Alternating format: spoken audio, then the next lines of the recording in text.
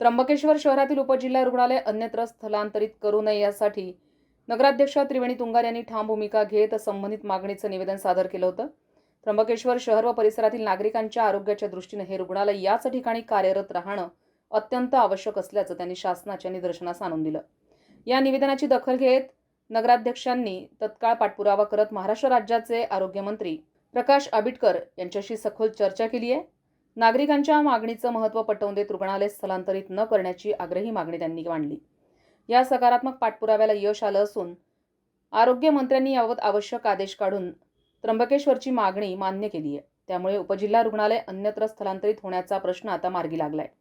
इतकंच नाही तर त्र्यंबकेश्वरच्या नागरिकांसाठी आणखी एक आनंदाची आणि अभिमानाची बाब म्हणजे 100 खाटांचं अद्ययावत वैद्यकीय सुविधा असलेलं उपजिल्हा ग्रामीण रुग्णालय उपलब्ध करून देण्याची घोषणा करण्यात आली आहे। या निर्णयामुळे त्र्यंबकेश्वर शहरासह परिसरातील नागरिकांना अधिक सक्षम, आधुनिक आणि दर्जेदार आरोग्य सेवा स्थानिक पातळीवरच उपलब्ध होणार आहे। नागरिकांच्या हितासाठी केलेल्या सातत्यपूर्ण पाठपुराव्याला मिळालेलं हे मोठं यश असून त्र्यंबकेश्वरच्या आरोग्य सेवेच्या दृष्टीने हा ऐतिहासिक आणि महत्त्वपूर्ण निर्णय आहे। संविधान न्यूजसाठी रामदास शीद, त्र्यंबकेश्वर। चेंबर नगर परिषदेमध्ये त्र्यंबकेश्वरच्या हॉस्पिटलच्या हस्तांतरणाबद्दल किंवा तिथून बाहेर हलवणार अशा पद्धतीची अस्वस्थता सर्व त्या परिसरातल्या नागरिकांची होती।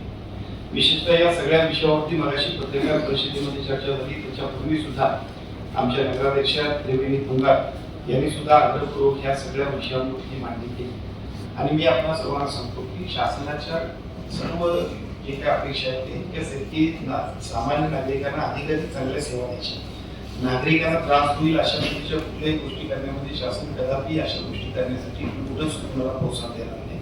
त्यामुळे एका बाजूला आपल्या सगळ्यांची मागणी असणारं 100 बेडचं हॉस्पिटल करण्याबद्दल सुद्धा आज या ठिकाणी मी कलेक्टर ऑफिसमध्ये सुद्धा आणि आपल्या इथे सुद्धा कलेक्टर ऑफिसमध्ये जिल्हाधिकारी कार्यालयाने सांगितले की या ठिकाणी 100 बेडचं हॉस्पिटल बांधण्याची जबाबदारी घेऊन आपण सगळेजण त्या कामाला लागतोय।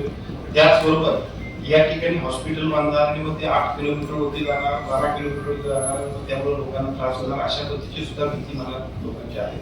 लोकांनी काळजी करण्याची गरज नाही। आपल्या सगळ्यांना विचारात घेऊन या ठिकाणी हॉस्पिटलही बांधलं जाईल आणि जी ओपीडी चालू आहे त्या ओपीडी थांबणार नाही। तर आपल्या सगळ्यांच्या चर्चेने सूचनेप्रमाणे आम्ही जाणार। धन्यवाद।